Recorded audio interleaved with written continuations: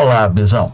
Nossa questão diz: o cozimento dos alimentos na panela de pressão é mais rápido devido ao aumento da pressão interna causado pela saturação de vapor de água. Isto é, quando a água começa a ferver, grande parte do vapor de água permanece dentro da panela, ocasionando o aumento da pressão. Dessa forma, o restante da água no estado líquido tem um aumento de sua temperatura de ebulição em cerca de 20 graus.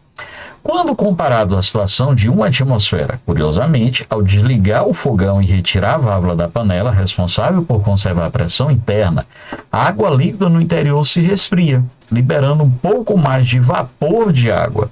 O resfriamento da água líquida ocorre devido ao ou a... Pessoal, vamos fazer aqui uma simbologiazinha aqui da Terra, meio que Pokémon, tá? Eu vou botando aqui essa parte para mostrar, por exemplo, os Países Baixos, como a Holanda, que tem 50 metros abaixo do nível do mar. Nota que a camada de ar sobre essa região é maior, então tem uma pressão atmosférica maior. A panela de pressão, ela simula isso aqui, um aumento de pressão. Ao nível do mar eu teria uma atmosfera, e se eu estiver no alto de uma montanha, minha pressão vai ser menor do que uma atmosfera. Então vamos olhar o diagrama de fases da água. O que é que vai acontecer? Se a gente tiver uma atmosfera, repara, essa parte aqui é sólida, essa aqui é líquida. A uma atmosfera eu tenho a fusão, que ocorre a 0 graus Celsius, e passagem do líquido para essa região, que é a fase gasosa, vai ocorrer a 100 graus.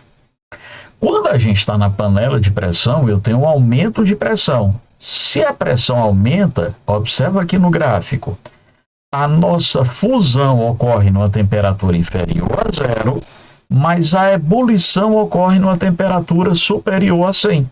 Por isso que a panela vai ferver a 120. Quando você tira a válvula, o que é que acontece? Você vai fazer com que a pressão desça para uma atmosfera. Ora, nossa temperatura de ebulição era 100 graus. Na hora que eu baixei, acima de 100 graus, perdão, na hora que eu baixei para uma atmosfera, eu trouxe para 100 graus. O que é que acontece? Parte do vapor vai condensar, vai voltar a ficar líquido para a pressão poder diminuir. Então, nesse caso, eu tive uma diminuição da agitação, então eu tive uma diminuição da energia interna, já que a temperatura diminuiu. E essa diminuição ocorreu o quê? Porque parte do vapor condensou, voltou a ficar líquido. Quem diz isso para a gente, Bezão? É a alternativa D.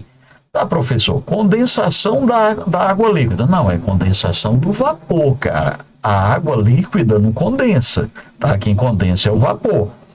Diminuição da pressão atmosférica. Não, a pressão atmosférica fica constante.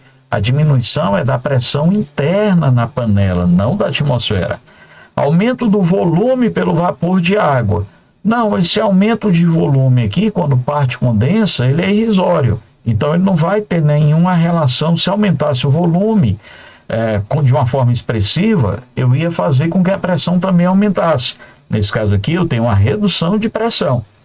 Transformação adiabática do vapor pela água. Transformação adiabática é quando eu tenho uma mudança de estado muito rápida, aquela que ocorre rapidamente de tal modo que não tenha troca de calor. Não é o que ocorre aqui, né? Tanto que a gente tem uma diminuição de temperatura e esse processo ele não é tão rápido, então ele não é um processo adiabático. Dessa forma, letra D é a única correta.